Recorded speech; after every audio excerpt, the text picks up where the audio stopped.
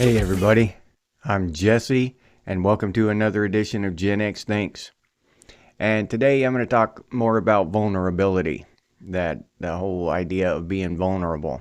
I made a video about it a couple days ago, and in there I said that I didn't even understand what that meant.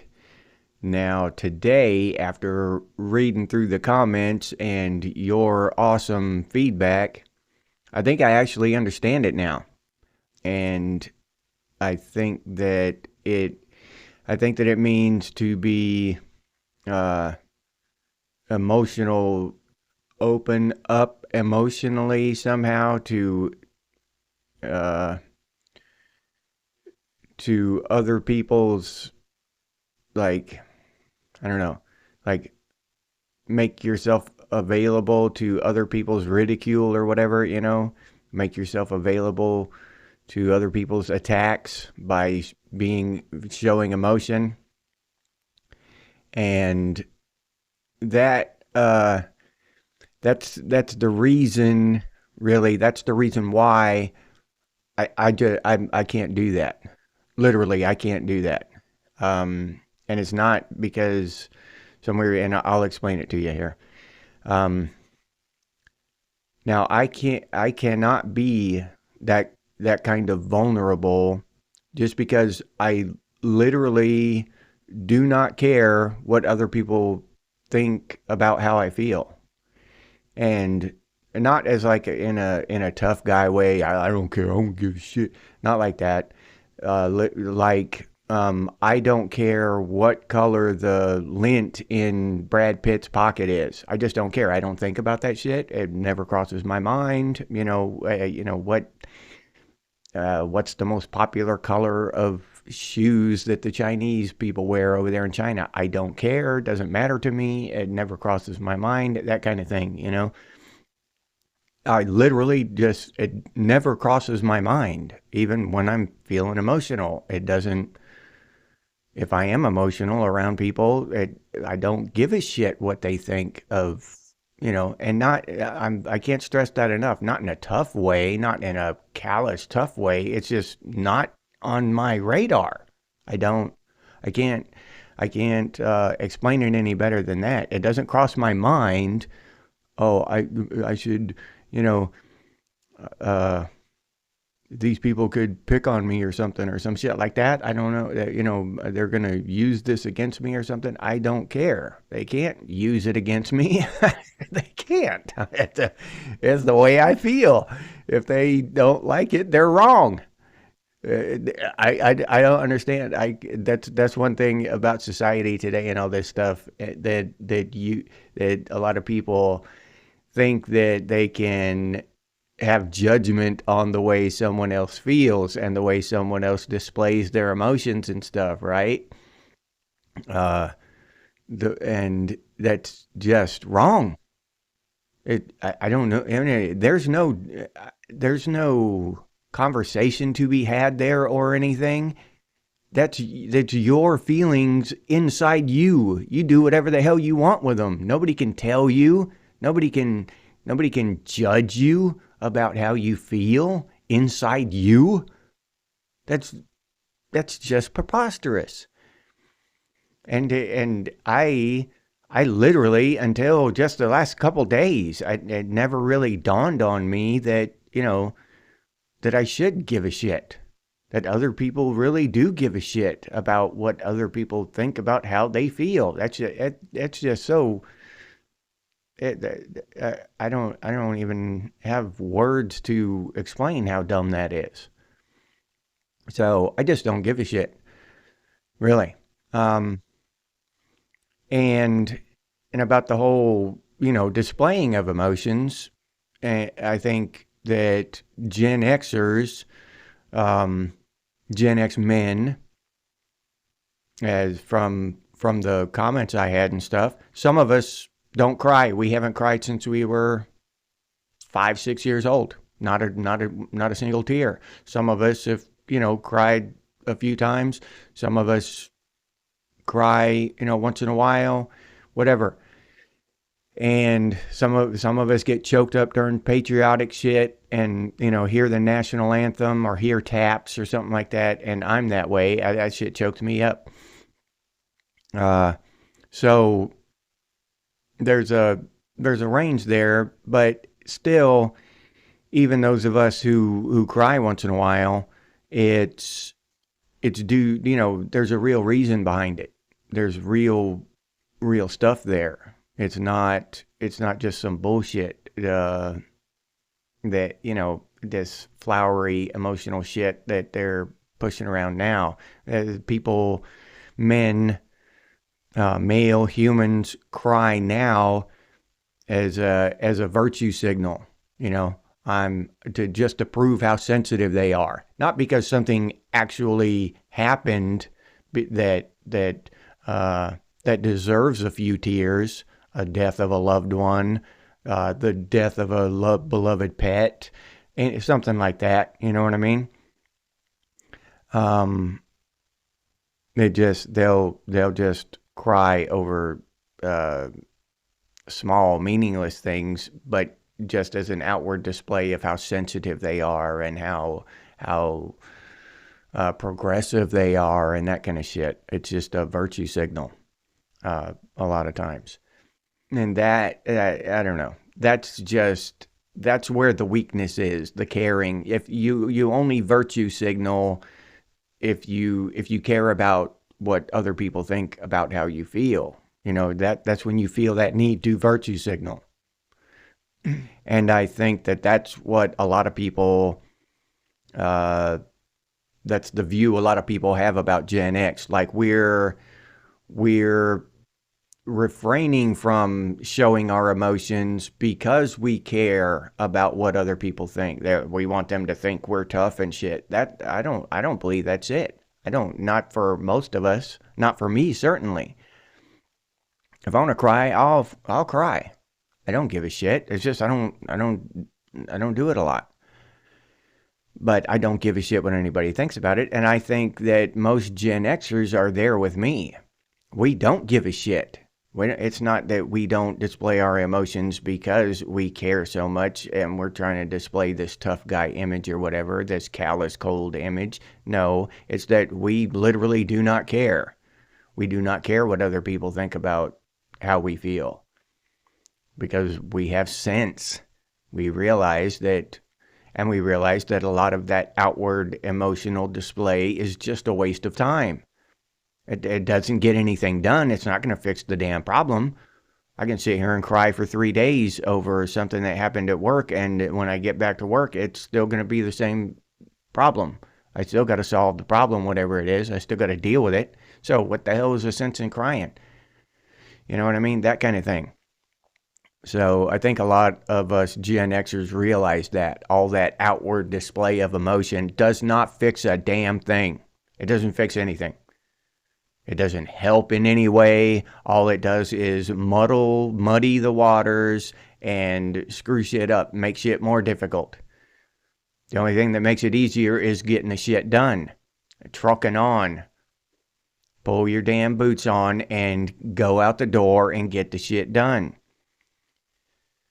So yeah, but I think that's the core of it is the really hardcore caring about what other people think about how we feel. Because us Gen Xers, we just don't give a shit. We don't care. We don't care what they think about how we feel. We don't care what other people's opinions about our feelings. We don't care.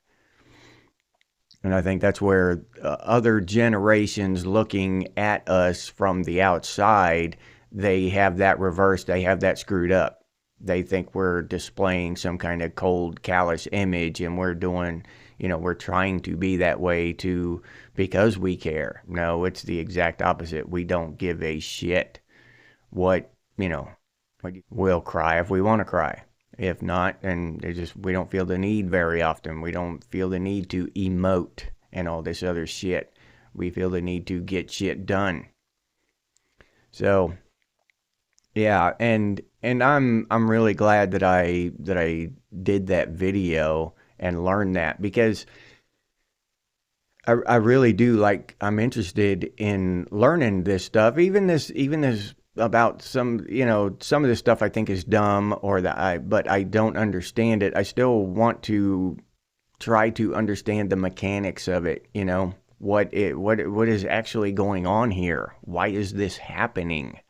Why are people expecting me to be vulnerable?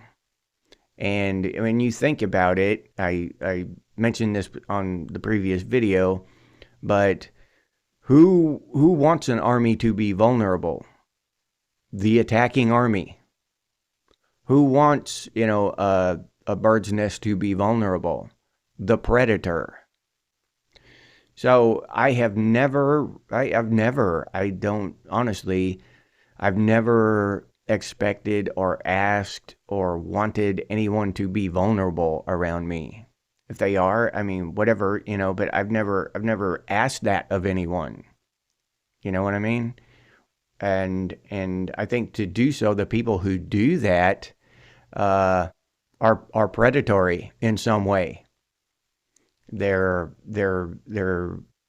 trying to get an edge, trying to find a way, a tool of manipulation or something. You know what I'm saying? So I would just, most of us already know that. We're old enough now to be wary of people who want us to be vulnerable, want to, uh, you know, get all emotional and all this bullshit. But whatever. But for any maybe younger people who might be watching, you might want to be wary of people who are asking you to be vulnerable. It's not necessarily saying that it's always a bad thing, but at least think about it. Think about their motives. Think about that kind of shit. Think it through before you just open yourself up to some other person and give them knowledge, give them tools of manipulation to be used at a later date. Yeah, so and since I made that video, and after going through the comments with y'all and stuff, it's really made me think about that whole thing. People wanting others to be vulnerable now, asking other people to be vulnerable, right? So those kind of people are not. I'd say most of them probably have an agenda, and it's something wrong there. To ask other people to be vulnerable is kind of messed up. The way I look at it, it's not. Especially like in society at large, online and stuff. I mean, I get it that a wife wants her husband to be vulnerable once in a while and open up to her and shit. I get that. That's different. That's a whole different relationship there. I'm talking about this online shit and this whole spreading this shit across society and telling just random strangers out there, making posts into the void that you need to be vulnerable, that kind of shit. That's a whole, I don't know, that's a whole psychological programming, propaganda thing that I am very, very wary of. For the younger generation, they're not going to affect me. They're not going to. They're not going to make. They're going to get Gen X to start being vulnerable, but they're indoctrinating these kids, these young kids coming up. They're pounding them with that message. You need to be vulnerable. You need to be vulnerable. They just made that bullshit ass show. I haven't seen it. But just the trailers of it and shit, it just looked so screwed up. A show, it's called Adolescence, I think. And I walked in, I got home from work, and my wife was watching it.